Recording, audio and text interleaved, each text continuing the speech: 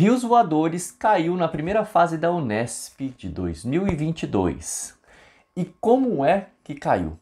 Eu sou o professor Marquinhos de Biologia e você está na playlist de vestibulares do canal Biolopes. Fica aí que eu te conto essa história.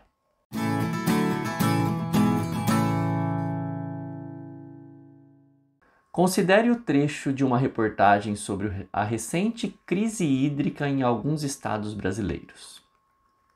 5 estados brasileiros, entre eles São Paulo, vamos dar um destaque aqui, enfrentam o que já é considerada a pior seca em 91 anos, que, de acordo com o Comitê de Órgãos do Governo Federal, que emitiu pela primeira vez na história um alerta de emergência hídrica para o período de junho a setembro de 2021. Mas, por que tem chovido menos? Então vamos lá, gente. Alerta de emergência hídrica. Tá faltando água, tá chovendo menos. Por que tem chovido menos? De acordo com especialistas, 3 fenômenos explicam a falta de chuva no Brasil. Vamos analisar cada um deles, tá bem? O desmatamento da Amazônia. Gente, quando ocorre desmatamento da Amazônia, na região de São Paulo, diminui as chuvas. Por quê? Essa região sudeste, até mesmo na região centro-oeste, depende exclusivamente das massas de ar que vêm da Amazônia. Os famosos rios voadores. Na geografia a galera fala bastante de rios voadores. Com vocês na biologia nós citamos eventualmente. Os rios voadores se formam quando as correntes de vento do Atlântico chegam na Amazônia, umidificam ainda mais por causa da evapotranspiração das plantas. Lembra? As plantas liberam água na forma de vapor, carrega a atmosfera de umidade. Esses ventos não conseguem atravessar em direção ao Oceano Pacífico porque batem na cordilheira e descem para a região sudeste e centro-oeste, trazendo as nuvens, trazendo a umidade, trazendo a chuva para a região de São Paulo, por exemplo. Então, na nossa região aqui, nós dependemos muito dos rios voadores que vêm lá da Amazônia.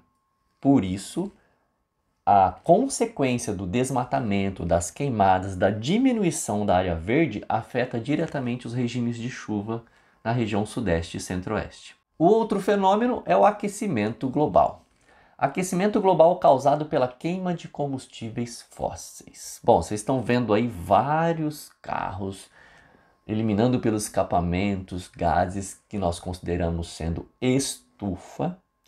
O mais comentado de todos é o gás carbônico.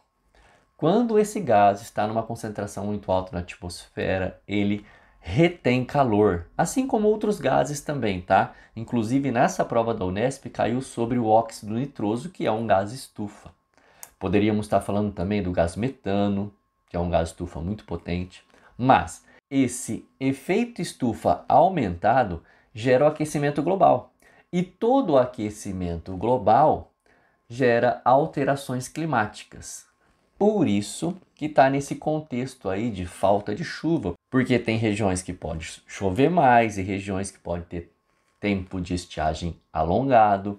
Bom, as alterações climáticas aí são bem diversificadas. E o fenômeno Laninha. O fenômeno Laninha, como vocês estão observando aqui, ó, são as águas mais frias do que o normal aqui no Oceano Pacífico. Chegando nessa região aqui, ó, oeste da América do Sul. Quando nós temos o Laninha acontecendo, né, o que nós sabemos é que o regime, em relação ao regime de chuvas, é que aumenta as chuvas na região norte do Brasil, diminui a chuva na região sul e aqui na região sudeste e centro-oeste fica tudo muito instável. Pode aumentar a chuva, serem chuvas bem fortes, ou pode até ter épocas de estiagem muito grande. Vamos considerar, conforme o enunciado está trazendo para a gente, sobre falta de chuvas, né? essa falta de chuvas na região sudeste, por exemplo. Tá? Analisamos aí os 3 fenômenos que explicam a falta de chuva no Brasil, principalmente nessa região aí de São Paulo. Vamos para a pergunta. Sobre os fenômenos que explicam a falta de chuvas no Brasil, citados na reportagem, pode-se afirmar que... Então, o que a gente percebe? Que a pergunta de ecologia aqui, ó, quer que você saiba discutir sobre fenômenos ambientais. Fenômenos como desmatamento, aquecimento global e Laninha. A letra A diz: o aquecimento global acelera o ressecamento do solo nas regiões sudeste e sul do Brasil, comprometendo o desenvolvimento da vegetação nas matas de galeria, as quais garantem o volume das águas nos córregos, que por evaporação levam à formação de nuvens na região. Bom, vejo 2 erros aqui. Falar que o aquecimento global acelera o ressecamento do solo é tirar a culpa do desmatamento. Quem resseca o solo é o desmatamento, porque tira a cobertura vegetal daquela região. Tirando a cobertura vegetal de uma região, é claro que a radiação solar vai incidir com mais força. Outro erro: matas de galeria garantem o volume das águas dos córregos. Quem garante o volume das águas dos córregos são as nascentes. As matas de galeria servem para proteger tanto da evaporação constante da água dos rios, né, porque elas fecham ali aquela atmosfera e fica bem úmida, e também protege da erosão. Os barrancos, né, as encostas ali do córrego, protegidos pelas matas ciliares, não sofrem erosão constante, porque a vegetação está protegendo. Letra B. O desmatamento da Amazônia expõe grandes áreas de solo antes descobertas por vegetação, o que resulta no escoamento superficial das águas das chuvas em direção aos rios e, consequentemente, em menor volume de água evaporada para a formação de nuvens, que seriam transportadas pelos ventos para as regiões sudeste e sul.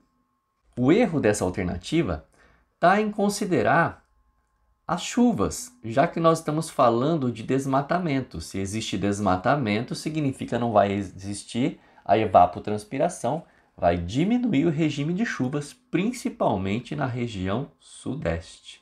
Tá? Então, ela foge do enunciado. Letra C. O aquecimento global acelera a evaporação da água dos oceanos, intensificando a formação de nuvens que se precipitam como fortes chuvas nas regiões litorâneas do Brasil, o que reduz o volume de massas úmidas que chegam ao interior do país, diminuindo a pluviosidade. Olha só, o erro está aqui, ó. Falar que se chover no litoral, não vai ter água suficiente para chover no interior do país.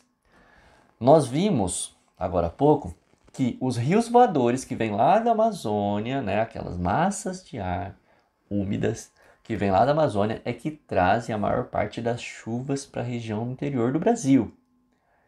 E não é do litoral que viria esse tipo de umidade.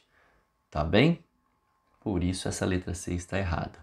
Letra D é a nossa correta. O desmatamento da Amazônia resulta em menor volume de água devolvida para a atmosfera pela transpiração das árvores, alterando a umidade trazida pelos ventos vindos da região norte para a região sudeste e sul do Brasil, os quais levam à formação de nuvens de chuva nessas regiões, o que nós chamamos de rios voadores.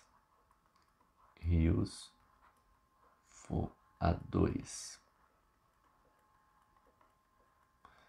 Tem reportagens muito legais, documentários muito legais de rios voadores aqui no YouTube. Letra E.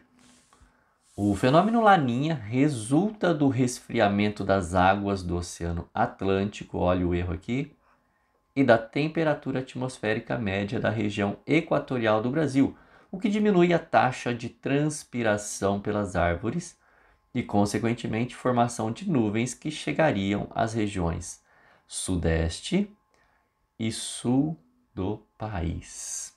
Veja bem, como é que eu sei que vai formar nuvens na região sudeste? Isso, principalmente sudeste, né?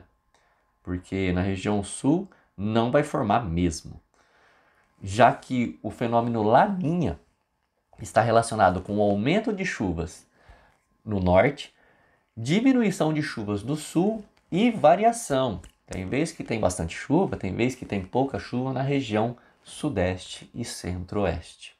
Mas o maior erro aqui é geográfico.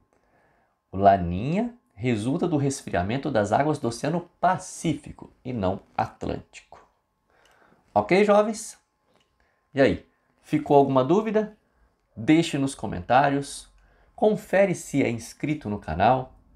Se não é inscrito, se inscreva, ative o sininho para receber notificação toda semana. Lembrando que nós estamos no meio da nossa análise de questões da primeira fase da Unesp e terão outras questões aí para vocês colocarem o estudo em dia. Beleza? Vou ficando por aqui. Beijos e abraços. Fui!